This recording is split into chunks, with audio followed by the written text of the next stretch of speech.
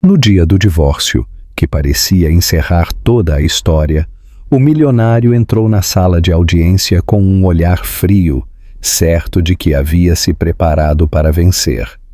Mas alguns minutos depois, a porta se abriu de repente e sua esposa, grávida, apareceu. Em suas mãos não estava apenas um papel comum, mas um envelope contendo um segredo capaz de virar todo o jogo. Naquele instante, o ar na sala tornou-se sufocante. Em apenas alguns minutos, o homem que pensava ser invencível perderia tudo.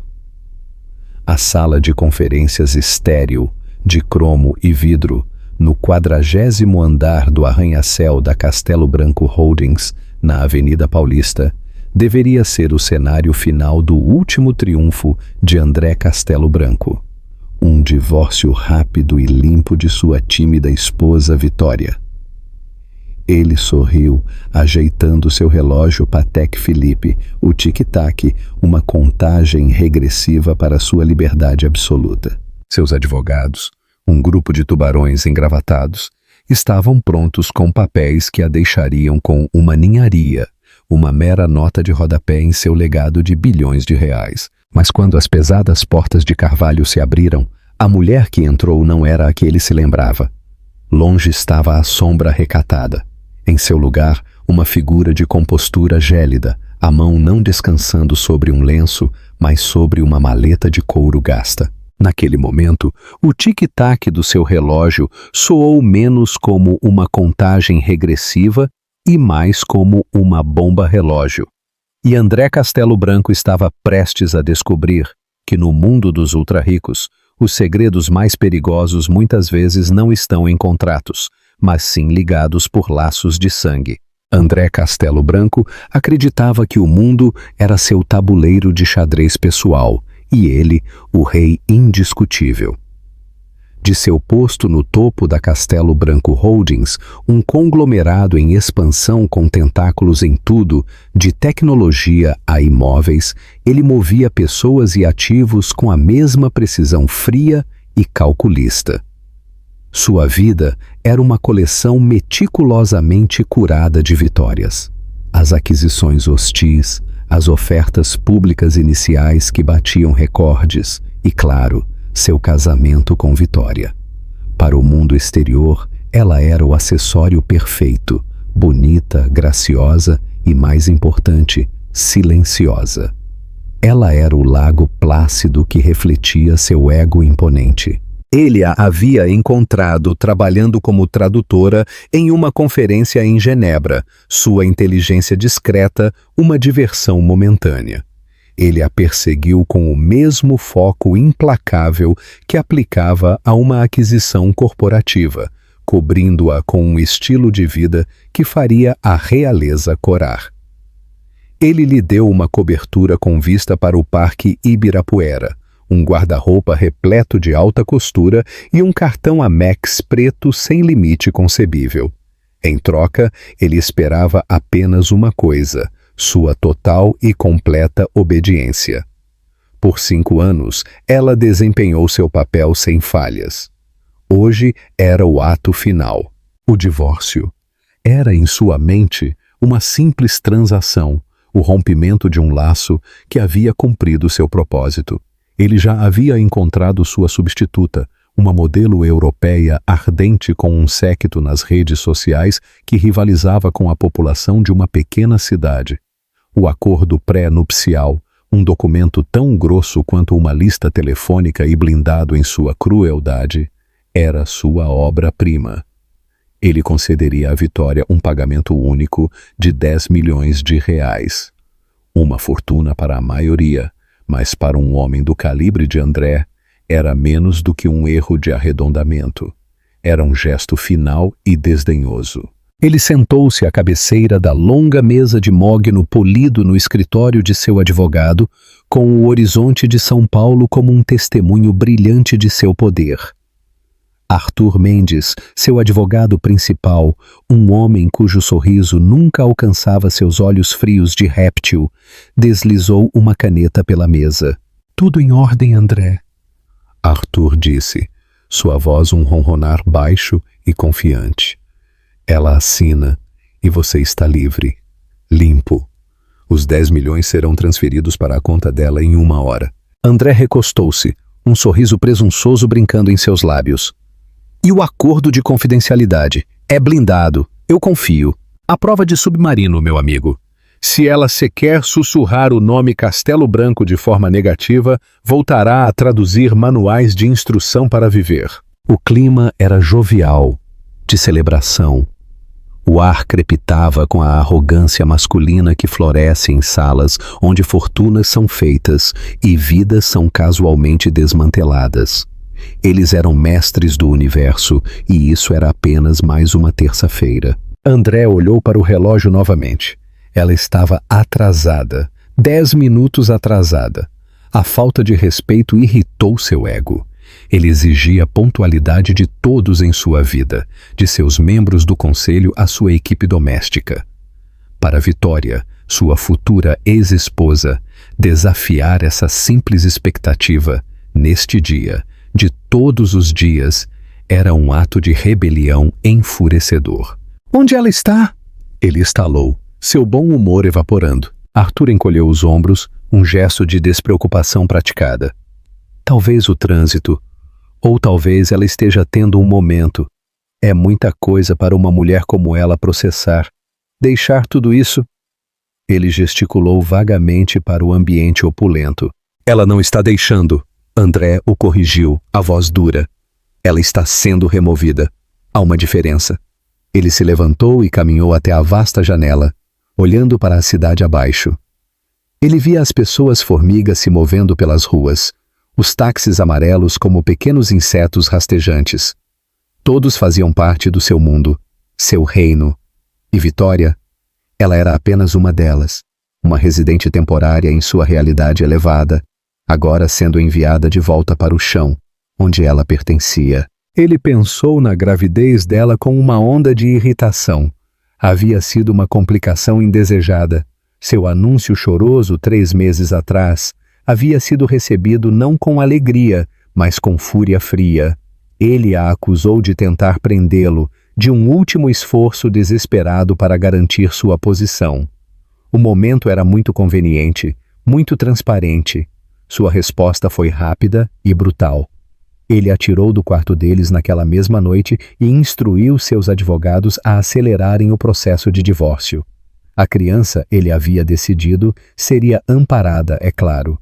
Um fundo fiduciário, as melhores escolas, tudo a que um herdeiro Castelo Branco tinha direito. Mas a mãe seria extirpada da imagem. Ele se virou para a sala, sua paciência esgotada. "Ligue para ela, Arthur. Diga-lhe que não tenho o dia todo." Quando Arthur estendeu a mão para o telefone, as portas duplas da sala de conferências se abriram com um suspiro suave e caro. E lá estava ela. A mulher que estava na porta era Vitória. No entanto, ela não era. A mudança era tão profunda, tão surpreendente, que por um momento André sentiu uma genuína sensação de desorientação, como se estivesse olhando para uma estranha que tinha uma leve semelhança com sua esposa. A Vitória que ele conhecia teria entrado em uma sala assim com os olhos baixos, os ombros ligeiramente curvados, como se pedisse desculpas pelo espaço que ocupava. Ela teria usado algo suave e inofensivo, um conjunto de suéter de cachemira em um tom discreto de bege ou cinza pombo. O cabelo estaria preso em um coque simples e elegante. O rosto uma máscara de resignação silenciosa. Esta mulher era diferente. Ela usava um terno de poder sob medida, em um azul meia-noite profundo, ajustado para acomodar sua sutil, mas visível barriga de grávida.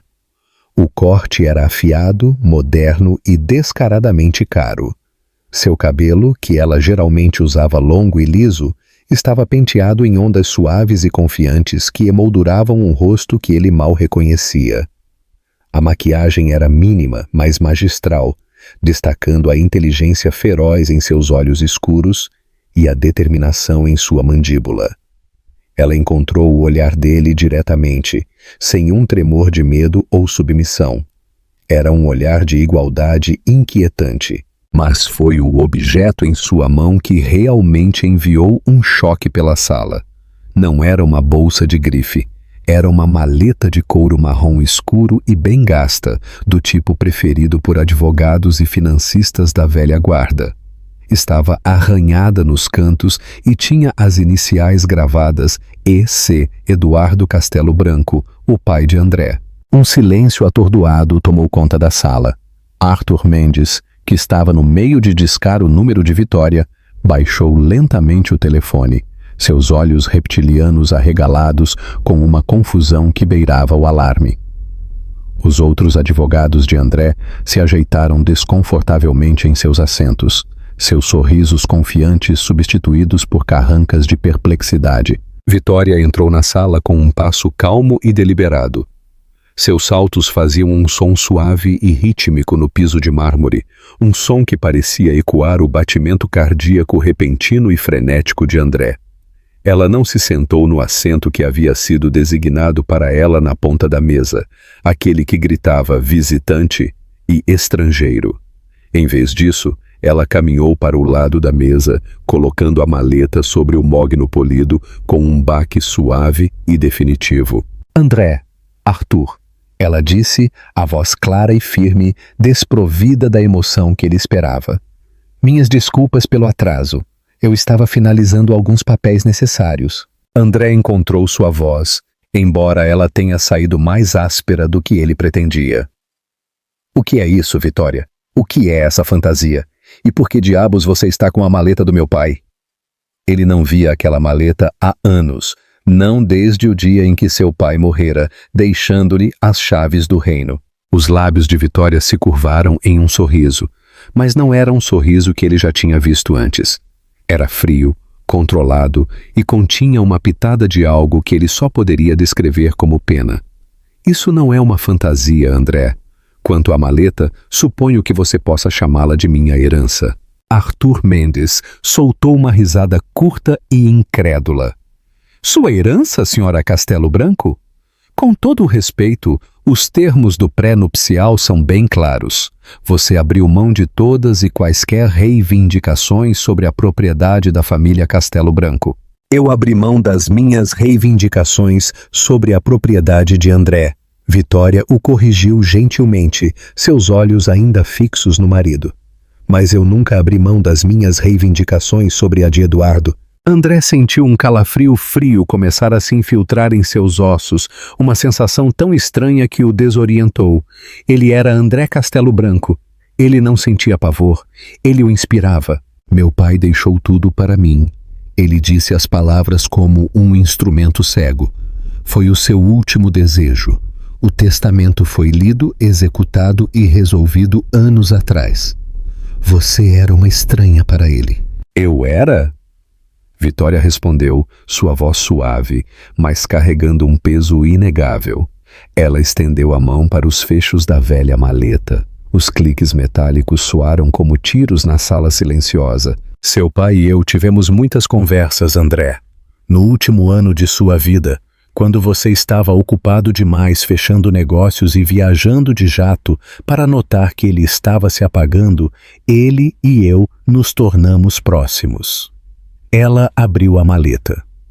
Dentro, aninhado contra o forro de cetim envelhecido, estava um único envelope grosso, selado com o familiar brasão de cera da família Castelo Branco. Mas o selo não era o de André. Era o de seu pai. E ao lado, outro documento, nítido e oficial, com o cabeçalho do Tribunal de Justiça de São Paulo. Seu pai era um homem brilhante, André. Vitória continuou, seu olhar agora varrendo os rostos atordoados de sua equipe jurídica. Ele também era um homem profundamente desapontado. Ele viu o homem em que você estava se tornando. A arrogância, a crueldade. Ele temia que você afundasse o trabalho de sua vida, não por incompetência, mas por pura soberba. Ela deslizou o envelope selado pela mesa em direção a André. Seus movimentos eram fluidos, graciosos. os movimentos de uma mulher em completo controle. Ele não confiava em você para fazer a coisa certa. Então, ele fez um plano de contingência, um testamento final, um que só seria revelado sob um conjunto muito específico de circunstâncias. Ela fez uma pausa, deixando o peso de suas palavras se acomodar na sala sufocantemente silenciosa. O dia em que você tentasse descartar a mãe do neto dele com nada além de troco. André olhou para o envelope. Seu nome não estava nele. Na caligrafia familiar e rastejante de seu pai estavam as palavras "a ser aberto por Vitória Costa Branco no dia de seu divórcio de meu filho". Arthur Mendes finalmente saiu do seu torpor. Isso é absurdo, uma encenação teatral.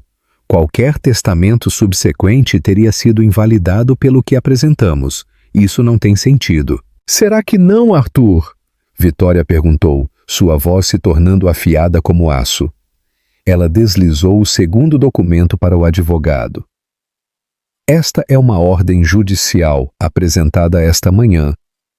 Ela valida este testamento como o verdadeiro e final testamento de Eduardo Castelo Branco, citando evidências convincentes de que a procuração original foi apresentada sob premissas fraudulentas. Parece que o advogado pessoal de longa data do meu pai, um homem muito mais leal a ele do que ao seu filho, guardou este documento para mim. Ele ficou bastante chocado ao saber sobre o divórcio e as circunstâncias que o cercam. Ela olhou de volta para André, seus olhos mantendo-o cativo. A esposa recatada e silenciosa havia sumido, substituída por uma rainha que acabara de dar checkmate no rei. "Você vê, André", ela disse, a voz baixando para um tom quase casual, que era mais aterrorizante do que qualquer grito. "Seu pai não deixou a empresa para você. Ele a deixou em um fundo fiduciário, um fundo que você controlaria desde que continuasse sendo um digno guardião de seu legado, um legado de honra e decência familiar. O testamento contém uma cláusula moral, uma muito específica. E você, meu querido marido, acabou de violá-la da maneira mais espetacular possível." O mundo pareceu inclinar-se em seu eixo. André Castelo Branco, um homem que havia construído sua identidade sobre a base inabalável do controle, sentiu o chão desmoronar sob seus pés. O ar na sala, antes denso com sua própria autoimportância, agora estava pesado com um silêncio que era ao mesmo tempo acusador e absoluto. Seus advogados, os chamados tubarões, pareciam peixes encalhados, suas bocas abrindo e fechando sem que som algum saísse. Arthur Mendes foi o primeiro a se recuperar, pegando a ordem judicial da mesa. Seus olhos, geralmente rápidos e perspicazes, agora estavam arregalados, examinando o jargão legal com um desespero frenético. Ele empalideceu. O documento era autêntico. O selo estava intacto. A assinatura do juiz era uma que ele reconhecia e temia. Era uma jogada legal de mestre, uma emboscada perfeitamente executada. Isto é um ultraje!" Arthur gaguejou, sua voz falhando. "Vamos contestar isso. Isso é influência indevida. Ela manipulou um homem moribundo." Vitória nem sequer se dignou a olhar para ele. Sua atenção estava fixa como um laser em André. "Manipulou-o?" Ela repetiu, uma risada triste e irônica escapando de seus lábios. "Oh, Arthur, você não faz ideia. Eduardo e eu discutimos tudo. Falamos sobre arte, literatura, política. Falamos sobre a infância dele, as lutas que ele enfrentou para construir sua empresa do zero. E sim, falamos sobre André, muito." Ela finalmente quebrou seu olhar com o marido e se virou para Arthur. "Você descobrirá", ela disse, o tom nítido e profissional que meu sogro, Eduardo Castelo Branco, me tornou signatária de suas contas pessoais 6 meses antes de morrer. Ele também me concedeu uma procuração durável. Ele estava em pleno juízo, e seus médicos pessoais e um psiquiatra nomeado pelo tribunal testemunharão nesse sentido. Ele sabia exatamente o que estava fazendo. Suas palavras eram precisas, cada uma delas um dardo perfeitamente direcionado, perfurando o balão inflado de sua arrogância. André sentiu uma onda de náusea. Ele se lembrou daqueles últimos meses. Estava ocupado com a aquisição de uma empresa de tecnologia rival na Ásia. Ele havia visitado seu pai, é claro.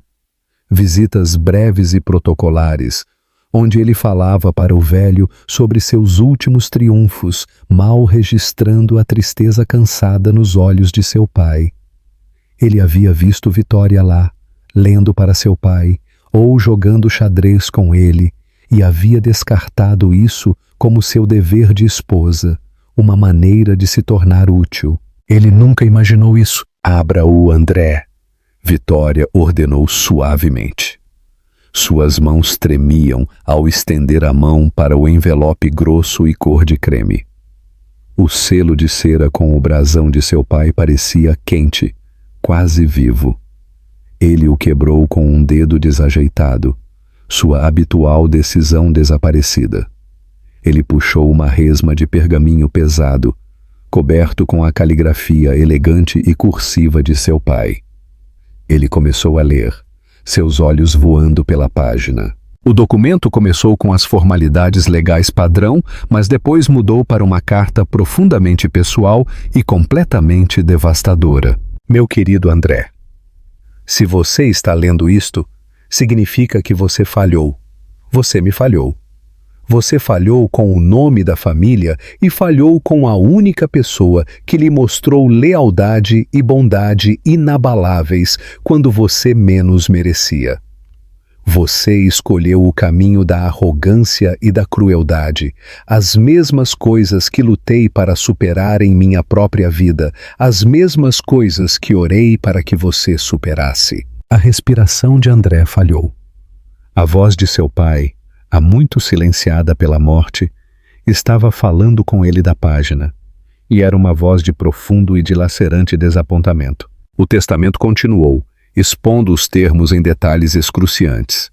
Falava do império da Castelo Branco Holdings não como um cofrinho pessoal, mas como um legado. Era uma entidade, escreveu Eduardo, construída sobre o suor e a lealdade de milhares de funcionários. Era uma responsabilidade, não um direito. Então veio a cláusula moral. Era brutal em sua especificidade. O controle de minha propriedade investido no fundo fiduciário André Castelo Branco. André leu em voz alta, a voz um sussurro rouco. Está condicionado a meu filho, defendendo os valores de família e honra sobre os quais esta empresa foi construída. Especificamente, se André iniciar um divórcio de sua esposa, Vitória Costa Branco, por qualquer motivo que não seja infidelidade de sua parte, e se ele não prover para ela de uma maneira que se adeque à sua posição e sua contribuição para a vida dele, e mais criticamente para a vida de meu neto, então os termos deste fundo fiduciário serão imediatamente e irrevogavelmente alterados. Os olhos de André vasculharam a página procurando uma brecha, uma saída. Não havia nenhuma. Seu pai, o mestre estrategista, tinha pensado em tudo. O testamento então expôs as consequências de sua transgressão. Primeiro, sua posição como CEO e presidente do Conselho da Castelo Branco Holdings seria encerrada com efeito imediato. Segundo, seu controle sobre o fundo fiduciário.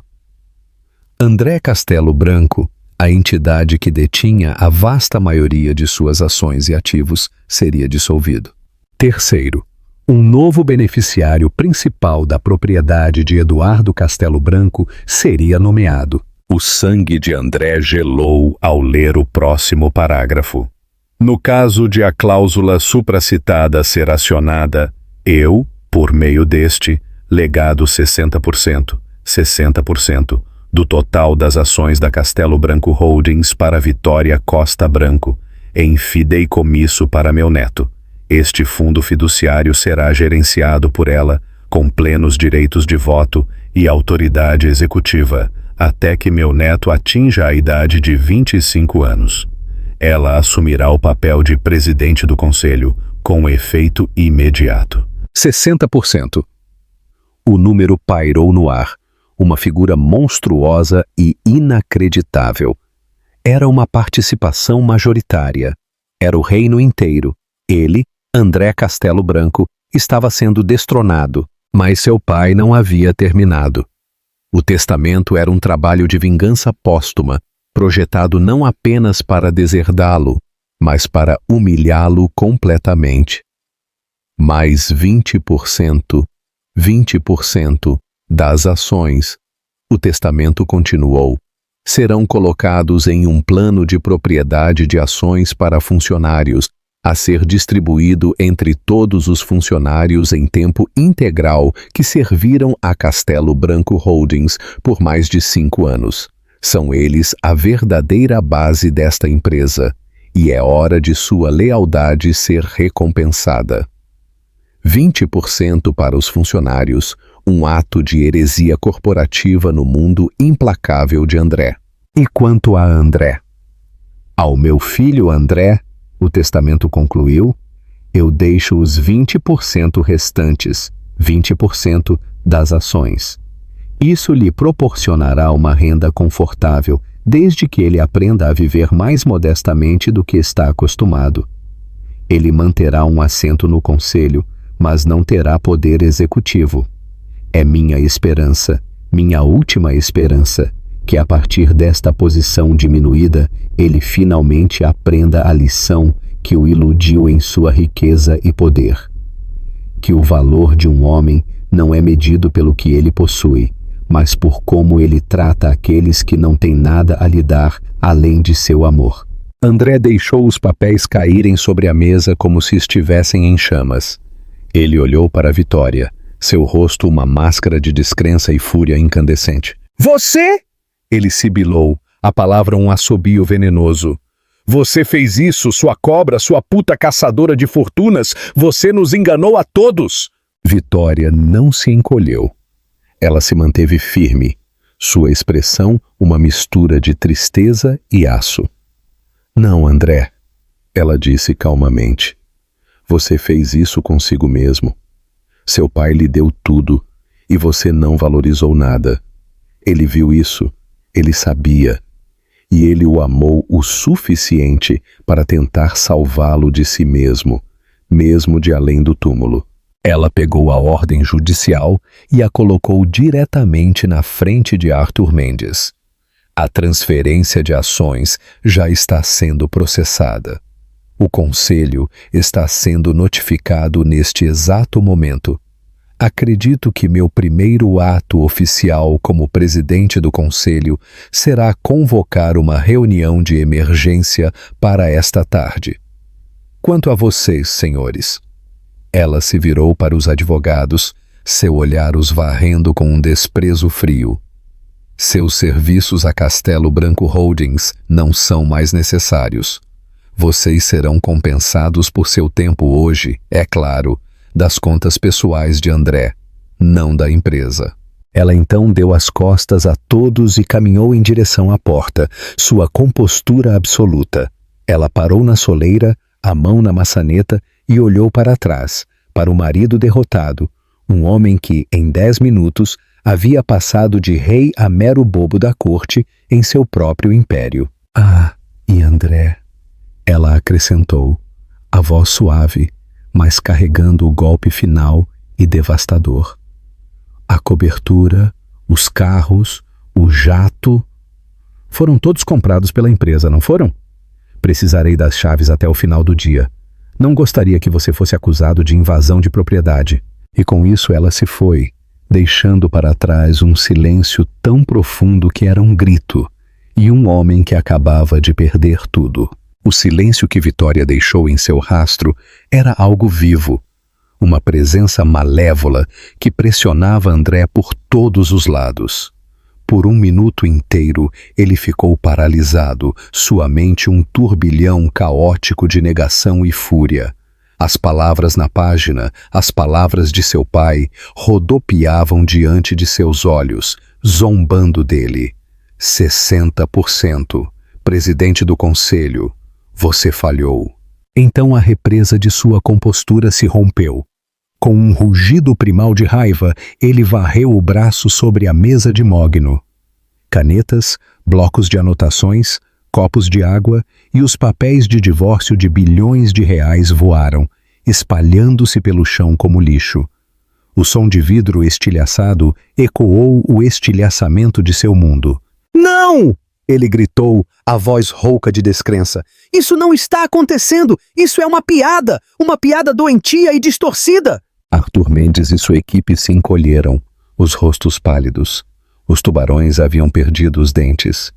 Eles agora eram apenas homens em ternos caros olhando para um cliente que estava implodindo diante de seus próprios olhos. André, acalme-se, Arthur disse, dando um passo hesitante para a frente. Precisamos pensar. Existem vias legais. Podemos entrar com uma injunção, contestar a sucessão. Contestar com o quê? André se voltou para ele, os olhos selvagens. Ela tem uma ordem judicial. Ela tem os médicos do meu pai. Ela tem o advogado dele. Ele passou o último ano de sua vida tramando a minha queda com a minha própria esposa.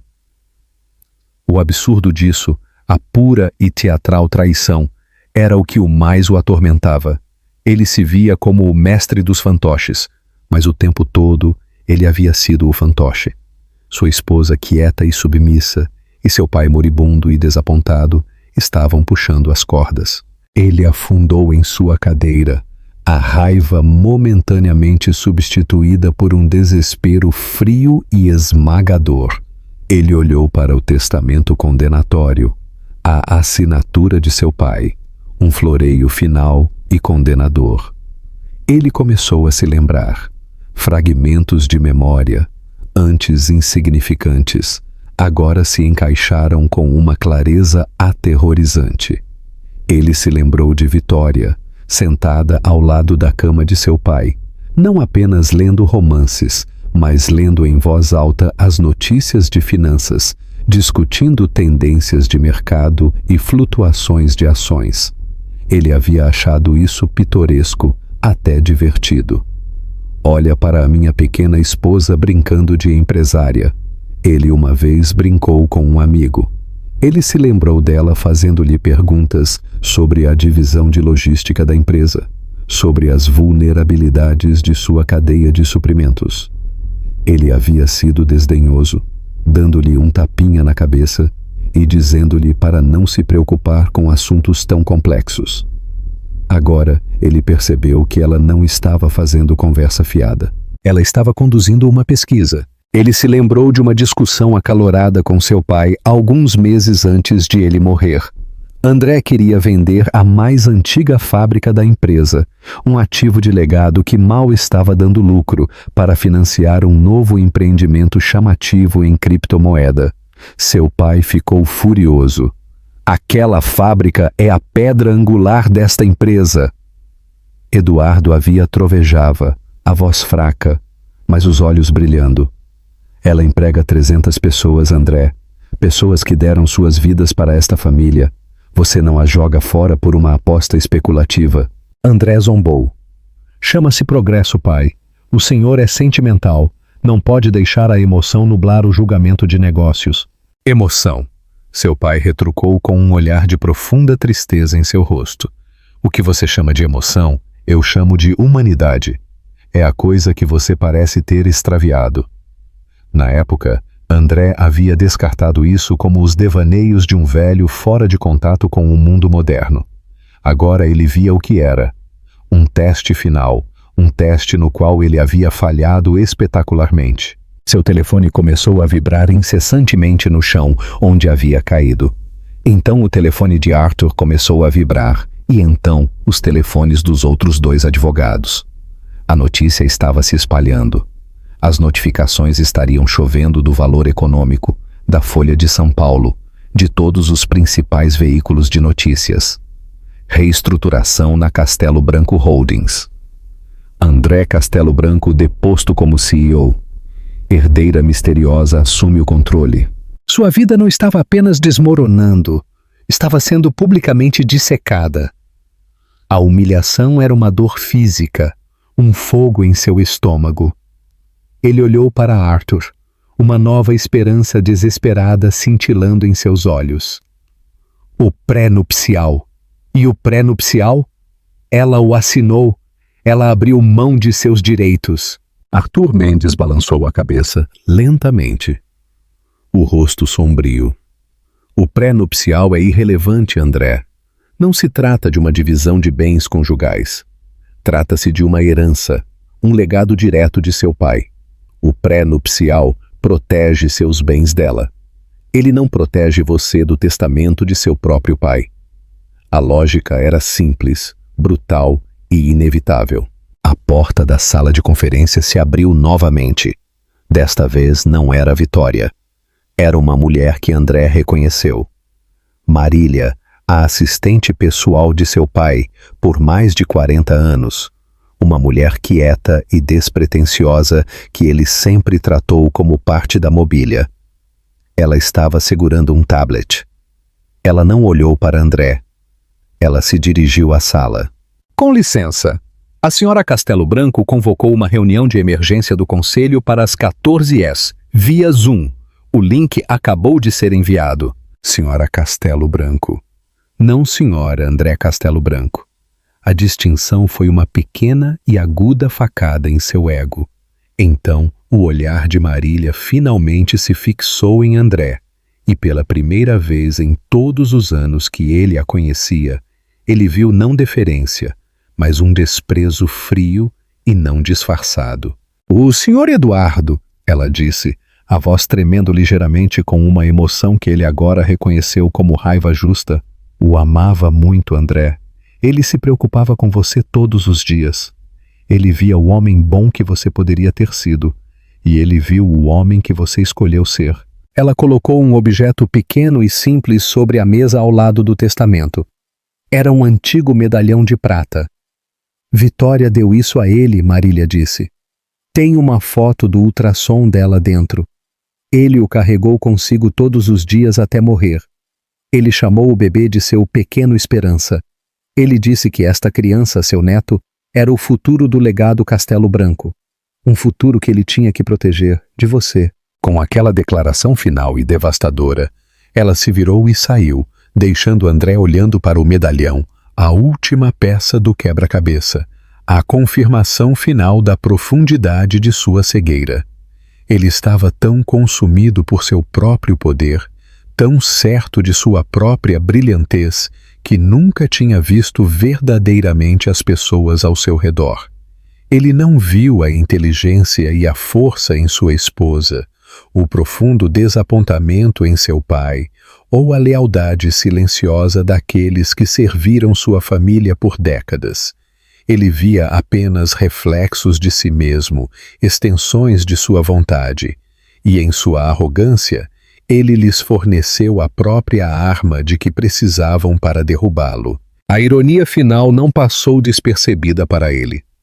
Ao tentar garantir sua liberdade absoluta, ele havia orquestrado sua própria prisão. Ele estava preso não por paredes ou grades, mas por seu próprio nome, seu próprio legado agora empunhado pela mulher que ele tentou descartar. O rei não foi apenas derrotado no xeque-mate. Ele havia sido completa e totalmente apagado do tabuleiro.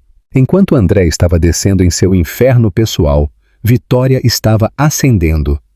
Ela voltou não para a cobertura fria e opulenta, que havia sido sua jaula dourada, mas para um lugar onde não entrava há 5 anos, a mansão original da família Castelo Branco, nos Jardins. Era um monólito imponente de pedra calcária, uma relíquia do dinheiro e do poder da velha São Paulo. André sempre a achou abafada e antiquada, preferindo o anonimato elegante e moderno de sua torre de vidro no céu. Mas para Eduardo, e agora para Vitória, era o coração do império. A equipe, muitos dos quais haviam servido a família desde antes de André nascer, a cumprimentou não com surpresa, mas com deferência tranquila e respeitosa. Eles haviam sido informados. Marília, sempre eficiente, havia feito as ligações. Bem-vinda de volta para casa, senhora Castelo Branco, disse o mordomo idoso, os olhos brilhando com lágrimas não derramadas de lealdade. Obrigada, João. Ela respondeu, a voz calorosa. É bom estar de volta. Ela não parou ou hesitou. Ela caminhou com propósito pelo grande hall de entrada, passando pelos retratos de ancestrais, Castelo Branco, de rosto austero, e foi direto para a única sala em que André nunca tinha entrado de bom grado, o escritório de seu pai. Era um santuário de madeira escura, couro gasto e o cheiro de livros antigos e tabaco de cachimbo. Nada havia sido mudado desde a morte de Eduardo. Seus óculos de leitura ainda estavam sobre uma cópia de Meditações, de Marco Aurélio. Seu jogo de xadrez favorito, uma bela criação de marfim, ainda estava montado em uma mesa lateral, um jogo inacabado. Vitória passou a mão nas costas da grande cadeira de couro dele. Foi aqui que o plano nasceu. Nesta sala, durante longas tardes e noites tranquilas, um patriarca moribundo e sua subestimada nora forjaram uma aliança. Ele tinha visto além da fachada quieta para a mente afiada e estratégica por baixo. Ele tinha sido um homem solitário, vendo seu filho se tornar uma caricatura de tudo o que ele desprezava. Em Vitória, ele tinha encontrado um espírito afim, uma sucessora digna, que entendia que o verdadeiro poder não era sobre dominação, mas sobre responsabilidade. Ele a mentorou, ensinou-lhe as complexidades do negócio, as histórias de cada divisão, os pontos fortes e fracos de cada executivo.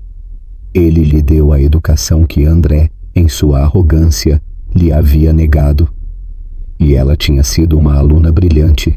Agora era a hora de sua primeira lição como presidente do conselho. Exatamente às 14 horas, ela se sentou atrás da imensa mesa de mogno de seu sogro, o próprio assento de seu poder, e abriu seu laptop para se juntar à reunião de emergência do conselho. Um por um, os rostos dos membros do conselho apareceram na tela. Eles eram uma galeria de titãs ricos e poderosos da indústria, financistas experientes e influentes socialites. Suas expressões variavam de completa perplexidade a hostilidade velada. Eles eram o pessoal de André, seus aliados, seus facilitadores. E então, uma última janela se abriu. Era André. Seu rosto estava inchado, os olhos avermelhados. Ele estava sentado na sala de conferências sem alma, um fantasma em seu próprio funeral. Ele tinha um assento no conselho, a última misericórdia cruel de seu pai. Mas agora ele era apenas um rosto entre muitos, e o menor de todos, detendo apenas uma participação minoritária. Vitória respirou fundo e com firmeza e começou. Boa tarde a todos, ela disse, a voz calma e autoritária. Para aqueles que não me conhecem, meu nome é Vitória Costa Branco. Conforme o testamento final e vinculante do falecido Eduardo Castelo Branco, que foi legalmente validado e executado esta manhã, eu assumi o papel de presidente do Conselho da Castelo Branco Holdings, com efeito imediato. Uma onda de silêncio atordoado e frenéticas mensagens privadas entre os membros do conselho ecoou na chamada do Zoom. Eu sei que isso é inesperado, ela continuou, e entendo que vocês terão muitas perguntas. Tenham a certeza de que a transparência será uma pedra angular da minha liderança.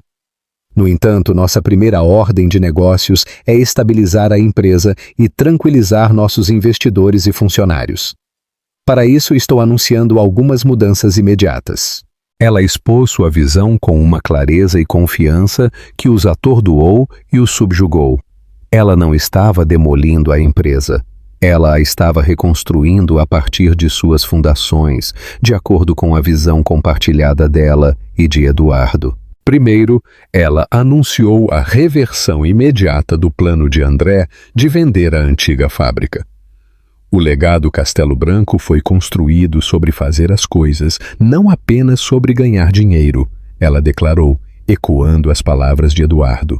Nós investiremos nessa fábrica, a modernizaremos e a tornaremos um modelo de manufatura do século XXI. Os funcionários que nos deram sua lealdade merecem nada menos. Segundo, ela abordou o plano de propriedade de ações para funcionários de 20%. Nosso maior ativo são nossas pessoas.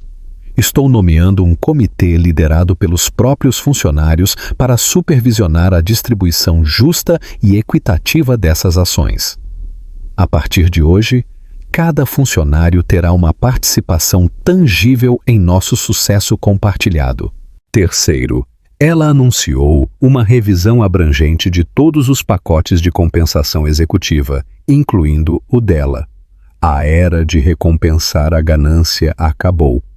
A partir de agora, a compensação estará ligada não apenas aos lucros, mas à conduta ética, à satisfação dos funcionários e à contribuição de nossa empresa para a comunidade. André só pôde assistir, impotente, enquanto o império que ele tratava como seu parque de diversões pessoal era sistematicamente remodelado em algo que ele mal reconhecia. Cada palavra que ela proferia era uma refutação de toda a sua filosofia, de seu próprio ser. Era uma vivissecção pública de seu reinado. Um dos membros mais antigos do conselho, um antigo comparsa de André, finalmente encontrou sua voz. Com todo o respeito, senhora Castelo Branco, você não tem experiência em gerenciar uma empresa desta magnitude. Isso é idealismo. Não é assim que o mundo real funciona. Vitória encontrou o olhar dele através da tela, sua expressão inflexível. Você está enganado, Sr. Henderson. Tive o melhor mentor que alguém poderia pedir, o homem que construiu esta empresa. E quanto à minha experiência, você está correto ao dizer que nunca fui CEO antes. É por isso que meu primeiro ato como presidente do conselho é nomear uma nova. Um suspiro coletivo ecoou na sala virtual. Estou promovendo Sofia Martins, a atual diretora de operações, para a posição de diretora executiva, Vitória anunciou. Foi uma jogada de mestre. Sofia Martins era uma executiva brilhante e universalmente respeitada, que havia subido na hierarquia por puro talento. Ela também era uma mulher que André consistentemente havia negligenciado e minado, ameaçado por sua competência. Ao promovê-la, Vitória não estava apenas instalando uma líder capaz, mas também sinalizando um rompimento completo com a cultura tóxica e misógina da velha guarda. Sofia cuidará das operações diárias, Vitória concluiu.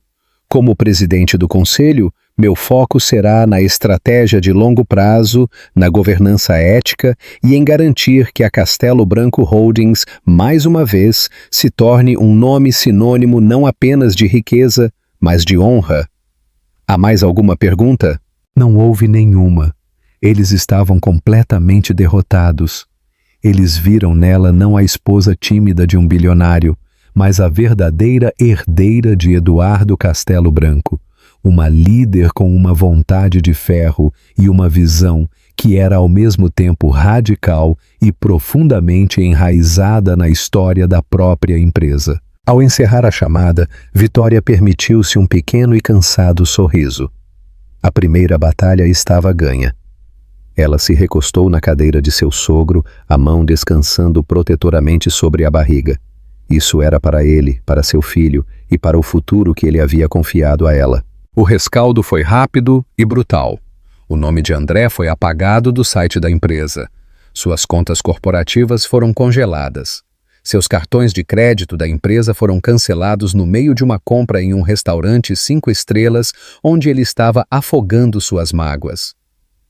O aviso de despejo para a cobertura foi entregue por um mensageiro com cara de pedra. Ele foi forçado a transferir seus pertences para uma suíte em um hotel de luxo, um luxo que, pela primeira vez, ele teve que pagar sozinho. Sua participação de 20% ainda o tornaria um homem rico, mas ele havia perdido a única coisa com a qual realmente se importava: seu poder. Ele não era mais o rei, Ele era apenas mais um espectador rico. Naquela noite, enquanto Vitória caminhava pelos corredores silenciosos da mansão, ela parou na mesa de xadrez. Ela estudou o jogo pela metade, reconhecendo as posições. Era um jogo que ela vinha jogando com Eduardo. Ele a estava ensinando, usando as peças para ilustrar estratégias de previsão, sacrifício e controle. Ela olhou para o tabuleiro e viu claramente. Eduardo havia deliberadamente deixado seu rei em uma posição vulnerável, sacrificando-o para permitir que sua rainha cruzasse o tabuleiro e dominasse. Era sua lição final. Com uma mão firme, Vitória pegou sua rainha de marfim. Ela a moveu através do tabuleiro em um único movimento decisivo. Checkmate, ela sussurrou na sala silenciosa.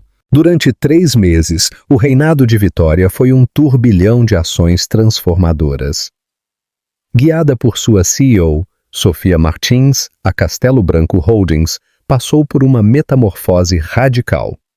O preço das ações, após uma oscilação inicial, estabilizou e depois começou a subir à medida que os investidores, cansados da liderança errática e egocêntrica de André, respondiam à nova era de estabilidade e propósito ético. O plano de ações para funcionários foi um enorme sucesso, impulsionando o moral e a produtividade a níveis sem precedentes. Vitória foi aclamada na imprensa como uma visionária, um novo rosto refrescante no mundo sóbrio da governança corporativa.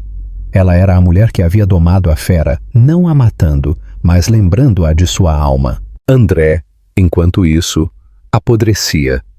De sua jaula dourada, ele assistia a cada movimento dela com uma obsessão venenosa. Ele era um pária. Seus antigos amigos, aqueles que riam de suas piadas e bebiam seu champanhe vintage, agora atravessavam a rua para evitá-lo.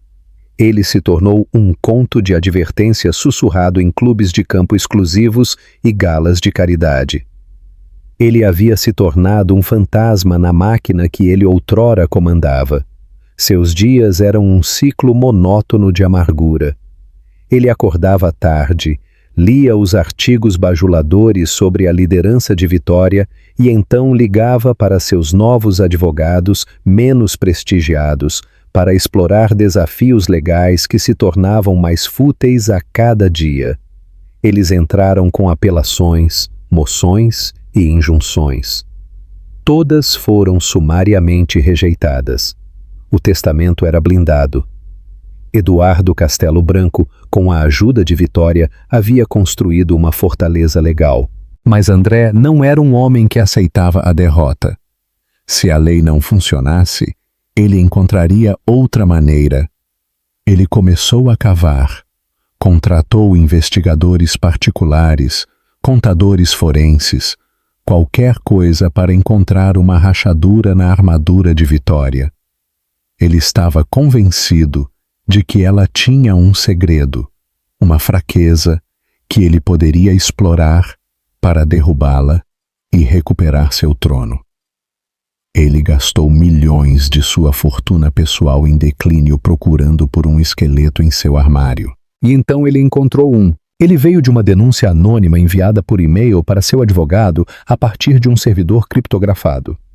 O e-mail era curto e enigmático. Pergunte sobre a Conferência de Genebra. Adiantes de ela conhecê-lo. Pergunte sobre um homem chamado Alexei Volkov.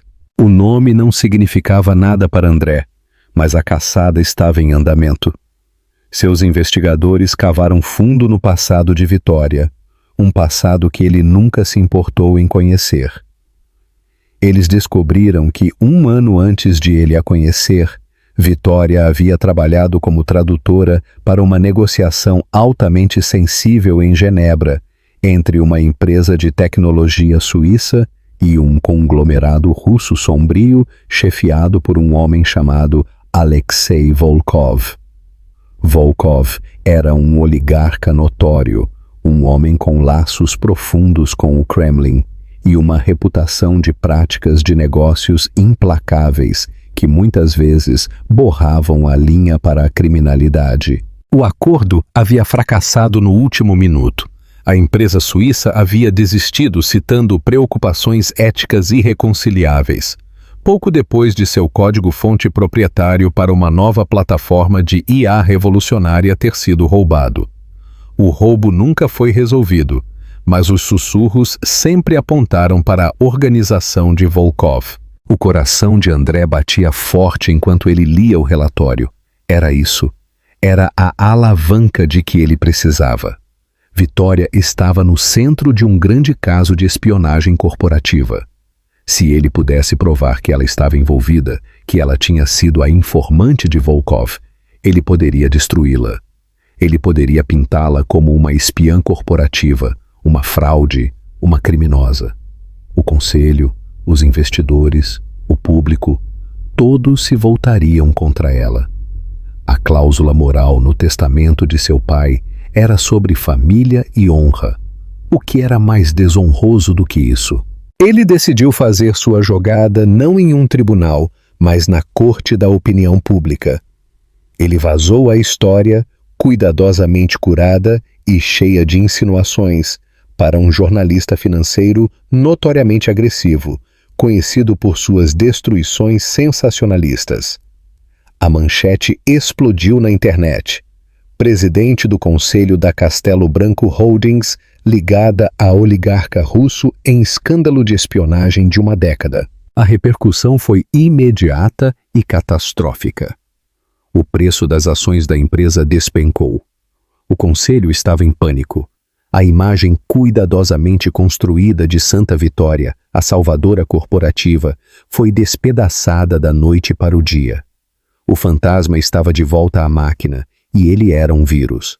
Uma reunião de emergência do conselho foi convocada, mas desta vez a atmosfera era diferente. A deferência havia desaparecido, substituída por suspeita e medo. André se juntou à chamada do escritório de seu advogado, com um sorriso triunfante no rosto pela primeira vez em meses. Ele não era mais o fantasma patético. Ele era o anjo vingador. Vitória! Um dos membros do conselho disse, a voz grave. Você precisa abordar essas alegações. Há alguma verdade nelas? Você trabalhou para Alexei Volkov? Todos os olhos estavam em Vitória. Ela estava sentada no escritório de seu sogro, o rosto pálido, mas a expressão composta. Sua gravidez estava mais pronunciada agora, e ela repousava uma mão protetora sobre a barriga como se estivesse extraindo força da vida que havia dentro. Sim, ela disse calmamente. Eu era a tradutora principal nesse projeto. Um suspiro coletivo. O sorriso de André se alargou. Ele a tinha.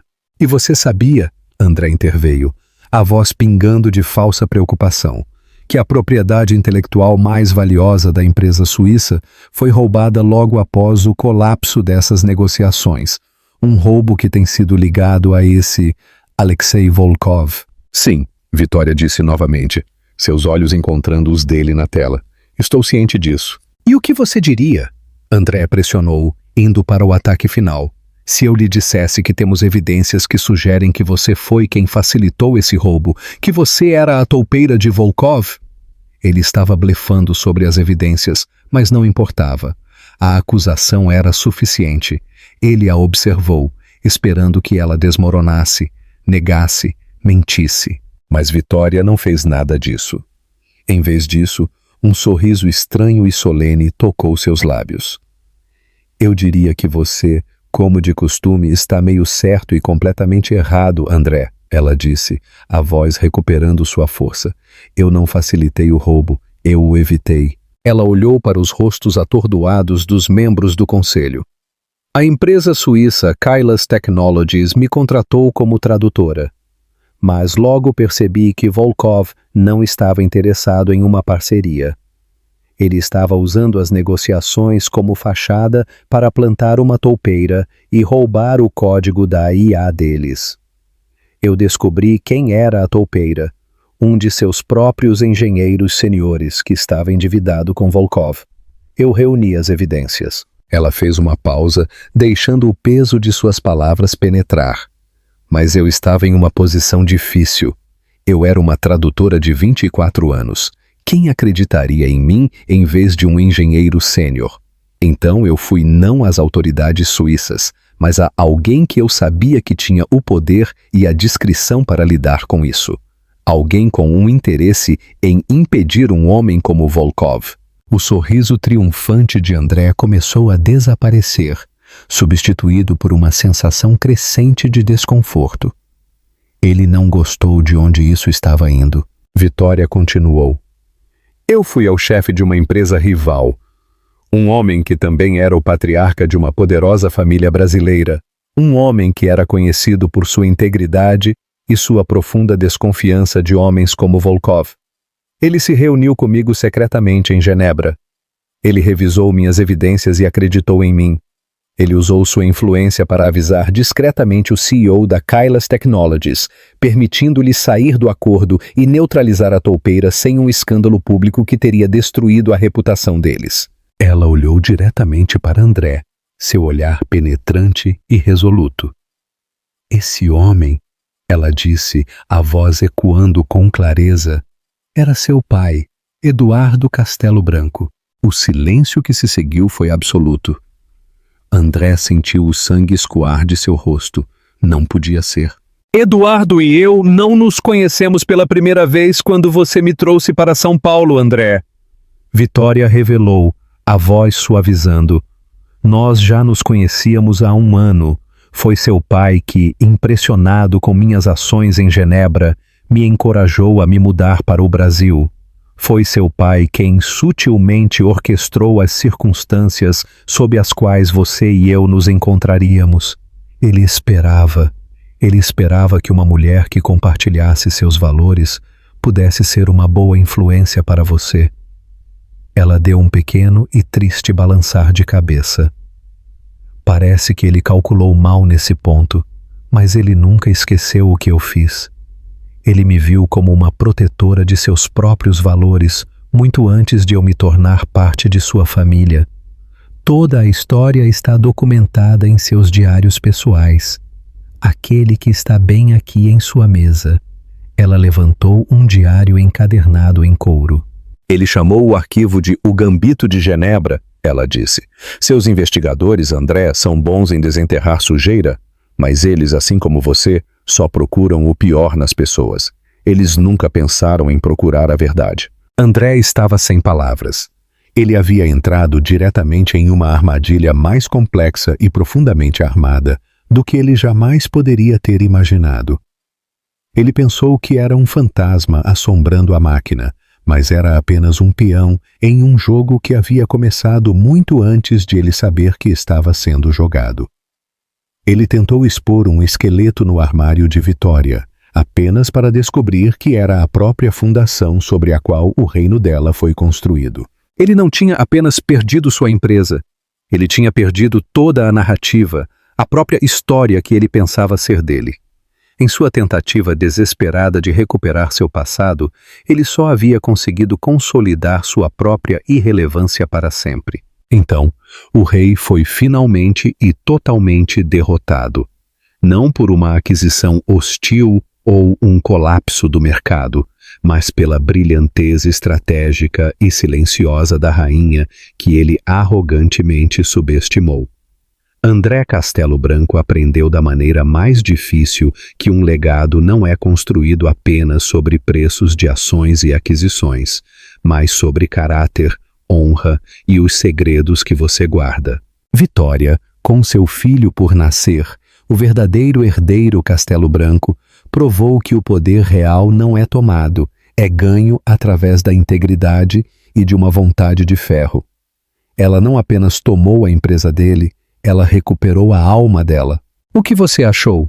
Foi uma história de doce vingança ou uma lição sobre o custo final da soberba? Deixe seus pensamentos nos comentários abaixo. E se você foi cativado por este conto de drama e destino, não se esqueça de clicar no botão curtir, compartilhar este vídeo com alguém que ama uma boa história e se inscrever para mais contos de fortuna, loucura e os segredos poderosos que podem mudar tudo em um instante.